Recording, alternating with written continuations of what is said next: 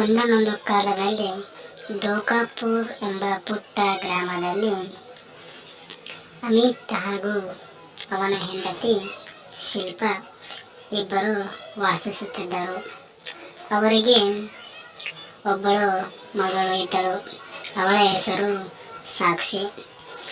ಅವರದು ಪುಟ್ಟ ಸಂಸಾರವಾಗಿತ್ತು. ಅವರು ಮನೆಯಲ್ಲಿ ಸದಾಕಾಲ ಕೆಲಸ ಮಾಡುತ್ತಾ ಇರುತ್ತಿದ್ದರು. ಯಾವುದೇ ರೀತಿಯ ಹೊಲದ ಕೆಲಸಕ್ಕಾಗಿ ಹೋಗುತ್ತಿರಲಿಲ್ಲ. ಆದರೆ ಒಂದು ದಿನ ಹೀಗೆ ಒಂದು ಘಟನೆ ನಡೆಯುತ್ತದೆ. ಅಮಿತ್ ಹಾಗೂ ಸಾಕ್ಷಿಗೆ ಒಬ್ಬಳು ಕಾಲೇಜಿಗೆ ಹೋಗುವ ವಯಸ್ಸಿನ ಒಬ್ಬಳು ಹುಡುಗಿ ಇದ್ದಳು. ಅವಳು ತುಂಬ ತುಂಟತನದಿಂದಿದ್ದಳು. ಅವಳು ಒಬ್ಬ ಹುಡುಗನನ್ನು ತಂದೆ ತಾಯಿಗೆ ಗೊತ್ತಿಲ್ಲದ ಹಾಗೆ ಪ್ರೀತಿಸುತ್ತಿರುತ್ತಾಳೆ. ಅದು ಒಂದು ದಿನ ಅವಳ ತಂದೆ ಹಾಗೂ ತಾಯಿಗೆ ಗೊತ್ತಾಗುತ್ತದೆ. ನೋಡು ಸಾಕ್ಷಿ, ನಮ್ಮ ಮಗಳಿಗೆ ಮದುವೆ ವಯಸ್ಸಾಗಿದೆ. ನಾವು ಈಗ ಅವಳಿಗೆ ಮದುವೆ ಮಾಡಬೇಕು. ಇಲ್ಲವಾದರೆ ಅವಳು ಯಾರನ್ನಾದರೂ ಪ್ರೀತಿಸುತ್ತಿರುತ್ತಾಳೆ. ಈಗಿನ ಕಾಲದ ಜನರೇಷನ್ ಹೇಗಿದೆ ಅಂದರೆ, ಪ್ರೀತಿ ಮಾಡಬೇಕೆಂದು ಹುಡುಗರು ಪ್ರೀತಿಸುತ್ತಾರೆ. ಹಾಗೆ 2 ದಿನ ಕರೆದುಕೊಂಡು ಹೋಗಿ ಅವರ ತೀಟೆಯನ್ನು ತೀರಿಸಿಕೊಂಡು ತಂದು ಬಿಟ್ಟು ಬಿಡುತ್ತಾರೆ. ಆದ ಕಾರಣ ಹಾಗೆ ಆಗುವುದು ಬೇಡ ಎಂಬುದು ನನ್ನ ಆಸೆ. ಈ ಕೂಡಲೇ ನಮ್ಮ ಅಣ್ಣನಿಗೆ ಹೇಳಿ ಅವಳಿಗೆ ಒಂದು ಗಂಡನ್ನು ಹುಡುಕಲು ಹೇಳುತ್ತೇನೆ. ಹೌದು ಕಣ್ರಿ, ಈಗಿನ ಕಾಲದ ಹುಡುಗರು ಸರಿಯಲ್ಲ. ಏನನ್ನಾದರೂ ತೋರಿಸಿ ಹೆಣ್ಣು ಮಕ್ಕಳ ಮನಸ್ಸನ್ನು ಒಲಿಸಿಬಿಡುತ್ತಾರೆ. ಆದ ಕಾರಣ ಹಾಗೆ ಆಗಲು ಬಿಡುವುದು ಬೇಡ. ನಮ್ಮ ಮಗಳು ತುಂಬ ಮುಗ್ಧತೆಯಿಂದ ಇದ್ದಾಳೆ. ಆದ್ದರಿಂದ ನಾವು ಅವಳಿಗೆ ಸರಿಯಾದ ಗಂಡನ್ನು ನೋಡಿ, ಗೌರ್ಮೆಂಟ್ ಜಾಬ್ ಇರೋ ಗಂಡನ್ನು ನೋಡಿ ಮದುವೆ ಮಾಡಿ ಕಳುಹಿಸಿ ಬಿಡೋಣ. ಸರಿನಾ? ಇನ್ನೇನು ನಮ್ಮ ಮಗಳು ಬರುವ ಹೊತ್ತಾಯಿತು. ಸಾಕ್ಷಿ, ನಡಿ, ಅವಳು ಬರುತ್ತಾಳೆ. ಊಟಕ್ಕೆ ಏನಾದರೂ ಬಡಿಸು. ಊಟ ಮಾಡುತ್ತಾ ಅವಳ ಜೊತೆ ಮಾತನಾಡೋಣ. ಅವಳ ಮನದಲ್ಲಿ ಏನಿದೆ ಅಂತ ತಿಳಿದುಕೊಳ್ಳೋಣ. ಸುಮ್ಮನೆ ಅವಳೇನು ಯಾರದನ್ನಾದರೂ ಪ್ರೀತಿಸುತ್ತಿದ್ದರೆ ಅವಳಿಗೆ 2 ಬುದ್ಧಿ ಮಾತು ಹೇಳಿ ನಾವು ತೋರಿಸಿದ ಹುಡುಗನನ್ನೇ ಮದುವೆಯಾಗಲು ಅವಳಿಗೆ ಒಪ್ಪಿಸೋಣ. ಅವಳು ನಮ್ಮ ಮಗಳು ಖಂಡಿತವಾಗಿ ನಮ್ಮ ಮಾತನ್ನು ಕೇಳುತ್ತಾಳೆ. ಸರಿ, ಅವಳೇನೇನೋ ಬರುತ್ತಾಯಿತು, ನೋಡೋಣ ತಡಿ. ಆಯಿತು ಕಣ್ರಿ, ನೀವು ಹೇಳಿದ ಹಾಗೆ ಆಗಲಿ. ಅವಳು ಯಾರನ್ನಾದರೂ ಪ್ರೀತಿಸುತ್ತಿದ್ದರೆ ಅವಳಿಗೆ ಸರಿಯಾದ ಕ್ರಮದಲ್ಲಿ ಬುದ್ಧಿ ಹೇಳಿ ನಾವು ತೋರಿಸಿದ ಹುಡುಗರನ್ನೇ ಮದುವೆಯಾಗಲು ಹೇಳೋಣ. ಸರಿ, ಊಟಕ್ಕೆ ಟೈಮ್ ಆಯಿತು. ನೀವಿನ್ನೂ ಊಟಕ್ಕೆ ಕುಳಿತುಕೊಳ್ಳಿ, ನಾವು ಊಟ ಮಾಡೋಣ. ನಮ್ಮ ಮಗಳು ಸಹ ಬರುವ ಹೊತ್ತಾಯಿತು, ಆದರೆ ಇನ್ನೂ ಬಂದಿಲ್ಲ. ಸರಿ ಕಣ್ರಿ, ನೀವು ಕೂಡ ಊಟಕ್ಕೆ ಕುಳಿತುಕೊಳ್ಳಿ. ನಮ್ಮ ಮಗಳು ಚಿನ್ನದಂಥವಳು. ನಾವು ಹೇಳಿದ ಹುಡುಗನನ್ನೇ ಮದುವೆಯಾಗುತ್ತಾಳೆ ಹೊರತು ಯಾರನ್ನು ಪ್ರೀತಿಸುವುದಿಲ್ಲ. ಆ ರೀತಿ ನಾವು ಬೆಳೆಸಿದ್ದೇವೆ. ಅವಳು ಇನ್ನೇನು ಬರುವತ್ತಾಯಿತು, ಕೇಳೋಣ ಅವಳನ್ನೇ. ಅವಳ ಬಾಯಿಂದ ಏನು ಬರುತ್ತದೆ ಎಂದು ಕೇಳೋಣ. ಏಕೆಂದರೆ ನಾವು ಬೆಳೆಸಿದ ಮಕ್ಕಳು ಅವರು. ಅವಳು ಲವ್ ಆಗಲಿ ಪ್ರೀತಿಯಾಗಲಿ ಮಾಡೋಲ್ಲ. ತಂದೆ ತಾಯಿಗೆ ಕೆಟ್ಟ ಹೆಸರು ತರುವಂಥ ಮಕ್ಕಳು ನಮ್ಮ ಮಗಳಲ್ಲ. ಸರಿ ಆಯಿತಾ ಸಾಕ್ಷಿ? ಇನ್ನೇನು ಬರುವತ್ತಾಯಿತು, ಇನ್ನೂ ಏಕೆ ಬರ್ತಾ ಇಲ್ಲ ಇವಳು? ಸರಿ ಕಣ್ರಿ, ನಮ್ಮ ಮಗಳು ಹೇಗೆಂದ ನಮಗೆ ಚೆನ್ನಾಗಿ ಗೊತ್ತು. ಬೇರೆಯವರ ಬಗ್ಗೆ ತಿಳಿದುಕೊಳ್ಳಲು ನಾವು ಹೋಗೋದು ಬೇಡ. ಸರಿ, ನಡೆಯಿರಿ, ನೀವು ಊಟಕ್ಕೆ ಕುಳಿತುಕೊಳ್ಳಿ. ನಿಮ್ಮ ಮಗಳು ಎಲ್ಲಿ ಹೋಗಲ್ಲ, ಇಲ್ಲೇ ಬರುತ್ತಾಳೆ. ಅವಳ ಜೊತೆ ಖಂಡಿತವಾಗಿ ನೀವು ಮಾತನಾಡುವವರಂತೆ. ಈಗ ಊಟಕ್ಕೆ ಕುಳಿತುಕೊಳ್ಳಿ. ನಾನು ಊಟಕ್ಕೆ ಏನಾದರೂ ತೆಗೆದುಕೊಂಡು ಬರುತ್ತೇನೆ. ಹೊಲದಿಂದ ತುಂಬ ಸುಸ್ತಾಗಿ ಬಂದಿರಂತ ಕಾಣಿಸುತ್ತೆ. ಸರಿನಾ? ಇಷ್ಟು ಮಾತನಾಡುತ್ತಿರುವ ಅಮಿತ್ ಹಾಗೂ ಸಾಕ್ಷಿಯ ಮಾತಿಗೆ ಹೀಗೆ ನಡೆಯುತ್ತಿರುತ್ತದೆ. ಆಗ ಅವಳ ಮಗಳು ಅಂಕಿತಾ ಅವಳು ಕಾಲೇಜಿನಿಂದ ಮನೆಗೆ ಬರುತ್ತಿರುತ್ತಾಳೆ. ಆದರೆ ಅವಳು ಒಂದು ಸಂದೇಶವನ್ನು ತಂದಿರುತ್ತಾಳೆ. ಅದೇನೆಂದರೆ, ಅವಳು ಬೇರೆ ಹುಡುಗರನ್ನು ಪ್ರೀತಿಸುತ್ತಿರುತ್ತಾಳೆ ಎಂಬುದು ಅವರ ತಂದೆ ತಾಯಿಗೆ ತಿಳಿಸುವುದು ಅವಳು ಕರ್ತವ್ಯವಾಗಿರುತ್ತದೆ. ಅಮ್ಮ, ನನ್ನ ಕಾಲೇಜು ಮುಗಿಯಿತು. ನಾನು ಈ ಕೂಡಲೇ ಬಂದೆ. ನಡೆಯಿರಿ, ನನ್ನ ಸಲುವಾಗಿ ನೀವು ಊಟಕ್ಕೆ ಕಾಯುತ್ತಿರುವಿರಿ. ತಕ್ಷಣ ಊಟ ಮಾಡೋಣ. ಊಟ ಮಾಡಿ ನನಗೆ ತುಂಬ ಸುಸ್ತಾಗ್ತಾ ಇದೆ. ನಾನು ಮಲ್ಕೊತೀನಿ. ನಿಮ್ಮ ಜೊತೆ ತುಂಬ ಮಾತಾಡೋದಿದೆ. ನಾನು ನಿಮ್ಮ ಜೊತೆ ಆಮೇಲೆ ಮಾತಾಡುತ್ತೇನೆ. ಅಪ್ಪ ಅಮ್ಮ ನಡೆಯಿರಿ, ಊಟ ಮಾಡೋಣ. ಊಟ ಮಾಡಿದ ನಂತರ ಮಾತಾಡೋಣ ಅಂತೆ. ನಡೆಯಿರಿ. ಮನೆಯ ಸಲುವಾಗಿ ಕಾಯ್ತಿದ್ದೆವು. ನೀನು ಈಗ ಬಂದೆ ತಾನೆ. ನಡೆಯಿರಿ, ಎಲ್ಲರೂ ಸೇರಿ ಊಟ ಮಾಡೋಣ. ಊಟ ಮಾಡಿದ ನಂತರ ಸ್ವಲ್ಪ ವಿಚಾರಗಳನ್ನು ಮಾತನಾಡೋಣ. ಸಾಕ್ಷಿ, ನಡಿ. ನಿನ್ನ ಮಗಳು ತುಂಬ ಬಿಸಿಲಲ್ಲಿದ್ದಾಳೆ.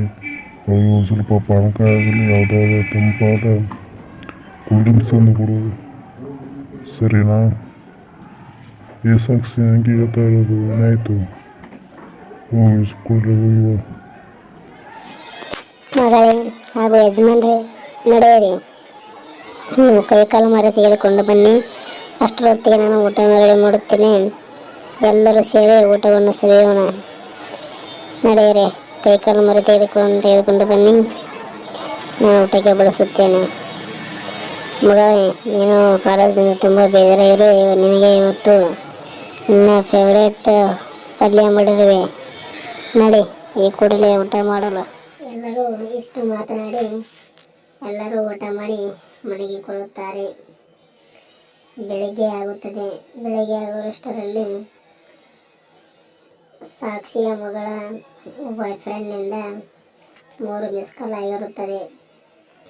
ಸಾಕ್ಷಿಯ ಮಗಳು ಅದನ್ನು ನೋಡಿದ ತಕ್ಷಣವೇ ಫೋನನ್ನು ರಿಸೀವ್ ಮಾಡುತ್ತಾಳೆ. ರಿಸೀವ್ ಮಾಡಿ ಅವನ ಜೊತೆ ಸ್ವಲ್ಪ ಹೊತ್ತು ಮಾತನಾಡುವವಳು. ಆಗ ಐಶ್ವರ್ಯಳ ಬಾಯ್ ಫ್ರೆಂಡು ಫೋನಲ್ಲಿ ಮಾತನಾಡುತ್ತಾನೆ. ಅವರಿಬ್ಬರು ಮಾತನಾಡುವುದನ್ನು ಕೇಳಿಸಿಕೊಳ್ಳುತ್ತಾರೆ.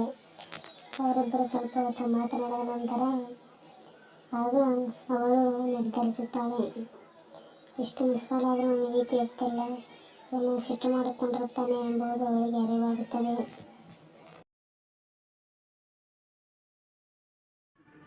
ಐಶ್ವರ್ಯ, ಈ ಕೂಡಲೇ ನಿನ್ನ ಮನೆಯಿಂದ ಹೊರಟು ಬಾ. ನಾನು ನಿನ್ನ ಹತ್ತಿರ ಮಾತಾಡೋದು ತುಂಬ ಇದೆ. ನಮ್ಮ ಮಾಮೂಲಿ ಸ್ಥಳವಾದ ಪಾರ್ಕಿಗೆ ಬಂದುಬಿಡು. ನಿನ್ನ ಹತ್ತಿರ ತುಂಬ ಮಾತಾಡೋದಿದೆ. ಪಾರ್ಕಿಗೆ ಬೇಡ, ಪಾರ್ಕ್ನಲ್ಲಿ ಮಂದಿ ಇರುತ್ತಾರೆ. ನೀನು ನಮ್ಮ ಮನೆಗೆ ಬಂದುಬಿಡು. ನಮ್ಮ ಮನೆಯಲ್ಲಿ ಸ್ವಲ್ಪ ಹೊತ್ತು ಮಾತನಾಡೋಣ. ನಿನ್ನ ಹತ್ತಿರ ತುಂಬ ಮಾತಾಡೋದಿದೆ. ಐಶ್ವರ್ಯ, ಸಮಯ ವ್ಯರ್ಥ ಮಾಡದೆ ಈ ಕೂಡಲೇ ಹೊರಟು ಬಾ, ಸರಿ ಆಯಿತಾ? ಐಶ್ವರ್ಯ ಹೇಳಿದ ಕೂಡಲೇ ಅವಳ ಬಾಯ್ ಫ್ರೆಂಡ್ನ ಮಾತು ಕೇಳಿ ಅವಳು ಅವನ ಮನೆಗೆ ಹೋಗಲು ನಿರ್ಧರಿಸುತ್ತಾಳೆ. ಅವನು ಅವಳ ಮನೆಗೆ ಬಾ ಎಂದಿದ್ದ ಕಾರಣ ಐಶ್ವರ್ಯಳು ಅವನ ಮನೆಗೆ ಹೋಗಲು ನಿರ್ಧರಿಸುತ್ತಾಳೆ. ಅಲ್ಲಿ ಅವರು ತುಂಬ ಮುಖ್ಯವಾದ ವಿಷಯವನ್ನು ಮಾತನಾಡಬೇಕೆಂಬುದು ಐಶ್ವರ್ಯನ ಬಾಯ್ ಫ್ರೆಂಡಿನ ಆಸೆಯಾಗಿರುತ್ತದೆ. ಆದ್ದರಿಂದ ಐಶ್ವರ್ಯ ಅವಳು ಅವಳ ಮನೆಯಿಂದ ಅವಳ ಬಾಯ್ ಫ್ರೆಂಡ್ ಮನೆಗೆ ಹೋಗುವಳು. ಅರ್ಜುನ್, ಏನೋ ಇಂಪಾರ್ಟೆಂಟ್ ವಿಷಯದಿಂದ ನನ್ನ ಕರೆಸಿದೆಯಲ್ಲ, ಏನು ಹೇಳು? ನಮ್ಮ ಮನೆಯಲ್ಲಿ ನಮ್ಮ ತಂದೆ ತಾಯಿಯ ಕಣ್ಣು ತಪ್ಪಿಸಿ ನಾನು ಬಂದಿರುವೆ. ಪಟಕನೆ ಹೇಳು, ಅದೇನೆಂಬುದು. ನಮ್ಮ ತಂದೆ ತಾಯಿ ಗೊತ್ತಾದರೆ ನನ್ನನ್ನು ಸಾಯಿಸಿಬಿಡುತ್ತಾರೆ. ಹೇಳು, ಅದೇನು ಇಂಪಾರ್ಟೆಂಟ್ ವಿಷಯ ಅಂತ ಹೇಳಿದಲ್ಲ. ಈ ಸಮಯದಲ್ಲಿ ನೀನು ಹುಡುಗಾಟ ಆಡಬೇಡ. ನಮ್ಮ ತಂದೆ ತಾಯಿಗೆ ನಾನು ನಾಳೆಗೆ ಹೇಳಿಬಿಡುತ್ತೇನೆ ನಾವು ಪ್ರೀತಿಸುವ ವಿಷಯವನ್ನು. ನೀನು ಆದಷ್ಟು ಬೇಗನೆ ಹೇಳಿಕೊಳ್ಳೋಣ. ಏನೂ ಇಲ್ಲ ಐಶ್ವರ್ಯ, ಸುಮ್ಮನೆ ಮನೆಯಲ್ಲಿ ನಾನು ಒಬ್ಬನೇ ಇದ್ದೆ.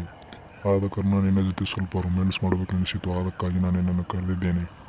ನಡಿ, ಈ ಕೂಡಲೇ ಮಲಗಿಕೊಳ್ಳೋಣ. ಊಟ ಆಯಿತಾ? ಅರ್ಧ ಗಂಟೆಯಲ್ಲಿ ನೀನು ಮನೆಗೆ ಹೋಗುವಂತೆ. ಒಂದು 10 ನಿಮಿಷ ಅಷ್ಟೇ, ಸರಿನಾ? ಭಾಳ ದಿನ ಆಯ್ತಲ್ಲ, ಅದಕ್ಕೆ ಈ ಥರ ನಾನು ಪ್ಲ್ಯಾನ್ ಮಾಡಿದೆ. ಹೇಗಿದೆ ನನ್ನ ಪ್ಲ್ಯಾನ್?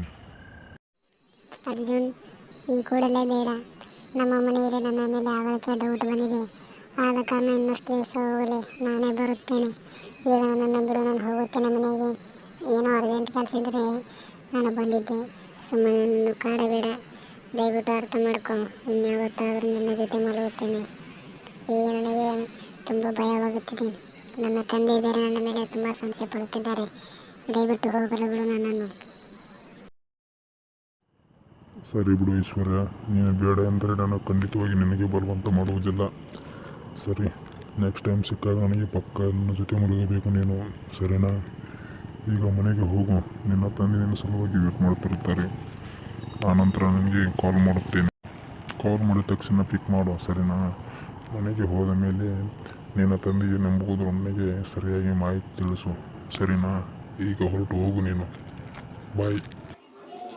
ದುರ್ದೈವದಿಂದ ಐಶ್ವರ್ಯ ಹಾಗೂ ಅರ್ಜುನ್ ಮಾತನಾಡುವುದನ್ನು ಅವರ ತಂದೆ ಕೇಳಿಸಿಕೊಂಡು ಬಿಡುತ್ತಾರೆ. ಅದು ಅವರಿಗೆ ಗೊತ್ತಿರುವುದೇ ಇಲ್ಲ.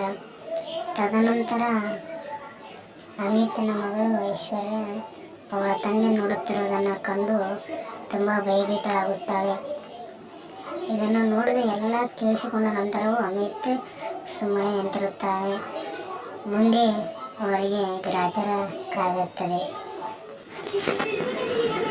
ಐಶ್ವರ್ಯ ತಂದೆ ಕೂಡಲೇ ಅರ್ಜುನನ್ನು ಅವರ ಮನೆಗೆ ಬಾ ಎಂದು ಕರೆಯುತ್ತಾರೆ. ಅರ್ಜುನ್ ಭಯಭೀತಿಯಿಂದ ಏನಾಯಿತು ಏನಿಲ್ಲ ಎಂದು ತಿಳಿದುಕೊಂಡು ಅವನು ನಿಧಾನವಾಗಿ ಅವರ ಮನೆಯ ಕಡೆಗೆ ಹೋಗುತ್ತಾನೆ. ಅಲ್ಲಿ ಸ್ವಲ್ಪ ಹೊತ್ತು ಸಂಭಾಷಣೆ ನಡೆಯುತ್ತದೆ. ನೋಡಿ ಯಜಮಾನ್ರೆ, ನಿಮ್ಮ ಮಗಳನ್ನು ನನಗೆ ಕೊಟ್ಟು ಮದುವೆ ಮಾಡಿ ಅಂತ ಕೇಳ್ತಾ ಇದ್ದೀನಿ. ನೀವು ನಿಮ್ಮ ಮಗಳನ್ನು ನನಗೆ ಕೊಟ್ಟು ಮದುವೆ ಮಾಡಿದರೆ ಚಲೋ ಆಯಿತು. ಇಲ್ಲವಾದರೆ ಅವಳನ್ನು ಎತ್ತಾಕೊಂಡು ಹೋಗಿ ಮದುವೆ ಆಗೋದಂತೂ ನನಗೆ ಚೆನ್ನಾಗಿ ಗೊತ್ತಿದೆ. ಆದ್ದರಿಂದ ಹೇಳ್ತಾ ಇದ್ದೀನಿ ಕೇಳಿ. ಸುಮ್ಮನೆ ನಿಮ್ಮ ಮಕ್ಕಳನ್ನು ನನಗೆ ಕೊಟ್ಟು ಮದುವೆ ಮಾಡಿ, ಇಲ್ಲವಾದರೆ ಖಂಡಿತವಾಗಿ ಅವಳನ್ನು ಎತ್ತಾಕೊಂಡು ಹೋಗ್ತಾ ಇರೋದಂತೂ ಗ್ಯಾರಂಟಿ. ಸರಿ ಆಯ್ತಾ?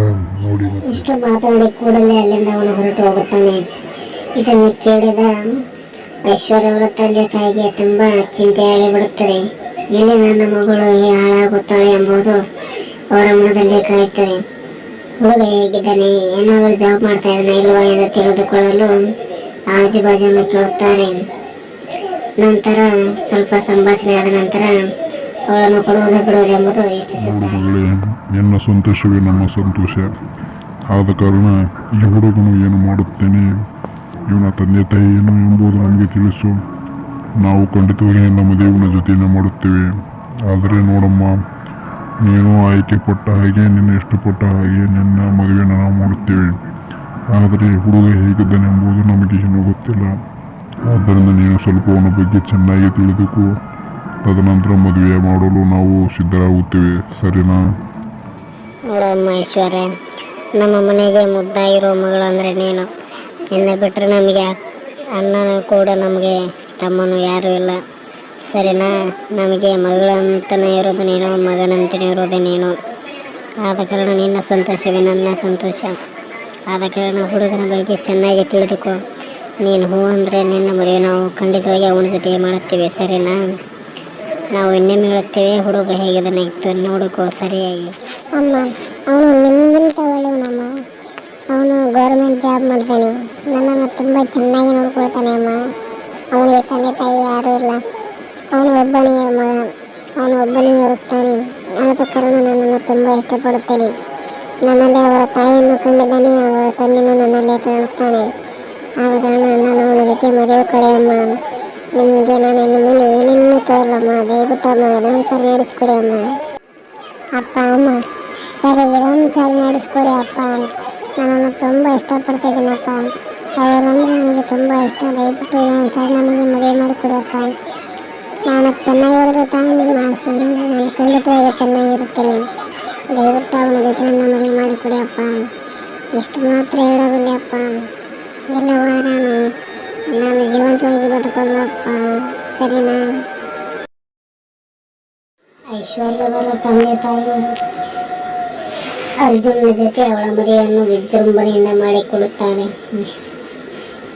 ಅವಳ ಮದುವೆಯನ್ನು ತುಂಬ ವಿಜೃಂಭಣೆಯಿಂದ, ಯಾವುದೇ ಕುಂದು ಕೊರತೆ ಇಲ್ಲದ ಹಾಗೆ ಖಂಡಿತವಾಗಿಯೂ ತುಂಬ ವಿಜೃಂಭಣೆಯಿಂದ ಮಾಡುತ್ತಾರೆ. ಅರ್ಜುನ ತುಂಬ ಸಂತೋಷದಿಂದ ಅವರ ಮನೆಗೆ ಬಂದು ಮಾವನ ಅತ್ತೆಯ ಆಶೀರ್ವಾದವನ್ನು ಪಡೆಯುತ್ತಾನೆ. ಈ ಕಥೆಯಿಂದ ನಮಗೇನು ಅರ್ಥವಾಗುತ್ತದೆ ಎಂದರೆ, ತಂದೆ ತಾಯಿಯ ಆಶೀರ್ವಾದ ಮಕ್ಕಳ ಮೇಲೆ ಸದಾ ಇರುತ್ತದೆ. ತಂದೆ ತಾಯಿಯ ಸಂತೋಷವೇ ಮಕ್ಕಳ ಸಂತೋಷ, ಮಕ್ಕಳ ಸಂತೋಷವೇ ತಂದೆ ತಾಯಿಯ ಸಂತೋಷ. ಆದ್ದರಿಂದ ತಂದೆ ತಾಯಿಯ ಮನಸ್ಸಲ್ಲಿ ಏನಿರುತ್ತದೆ ಎಂದರೆ, ತಮ್ಮ ಮಕ್ಕಳು ಚೆನ್ನಾಗಿರುವ ಗಂಡನನ್ನು ಮಾಡಿಕೊಂಡು ಸುಖವಾಗಿ ಬಾಳಬೇಕೆಂಬುದು ಕೂಡ ತಂದೆ ತಾಯಿಯವರ ಆಶೀರ್ವಾದವಾಗಿರುತ್ತೆ. ಈಗಿನ ಜನರೇಷನ್ ಪ್ರಕಾರ ಮಕ್ಕಳು ಯಾವುದೋ ಒಂದು ಹುಡುಗನನ್ನು ಪ್ರೀತಿ ಮಾಡುತ್ತಾರೆ. ಈಗಿನ ಹುಡುಗರು ಸರಿ ಇರುವುದಿಲ್ಲ. ಅವರನ್ನು ತೀಟಿಗಾಗಿ ಬೆಳೆಸಿಕೊಂಡು ಕೆಲವಷ್ಟು ದಿವಸ ಓಡಿ ಹೋದವರು ನಾಟಕ ಮಾಡಿ ಬಾಳಿ ತಂದು ಬಿಡುತ್ತಾರೆ. ಆದ್ದರಿಂದ ಯಾವುದೇ ಸಂಬಂಧವೂ ಕೂಡ ನಿಷ್ಕಲ್ಮಶವಾದದ್ದು. ಆದ್ದರಿಂದ ತಂದೆ ತಾಯಿ ಕೂಡ ಮಕ್ಕಳಿಗೆ ಆ ರೀತಿ ಆಗಬಾರದು. ಅವರು ಕೂಡ ಚೆಂದಾಗಿ ಬಾಳೆ ಮಾಡಿಕೊಂಡು ಸಂಸಾರ ನಡೆಸಿಕೊಂಡು ಹೋಗಬೇಕೆಂಬುದು ತಂದೆ ತಾಯಿಯವರ ಆಸೆ ಆಗಿರುತ್ತದೆ. ಆದ ಕಾರಣ ಯಾವುದೇ ಮಕ್ಕಳಾಗಲಿ ತಂದೆ ತಾಯಿ ತೋರಿಸಿದ ಹುಡುಗರನ್ನು ಮದುವೆ ಆಗಬೇಕು ಎಂಬುದು ಈ ಕಥೆಯ ಸಾರಾಂಶವಾಗಿದೆ. ತಂದೆ ತಾಯಿಯನ್ನು ನೋಯಿಸುವುದರಿಂದ ಮಕ್ಕಳಿಗೆ ಜಯವಾಗುವುದಿಲ್ಲ. ಅವರು ಹೇಳಿದ ಮಾತಿಗೆ ಯಾವಾಗಲೂ ಬದ್ಧರಾಗಿರಬೇಕು.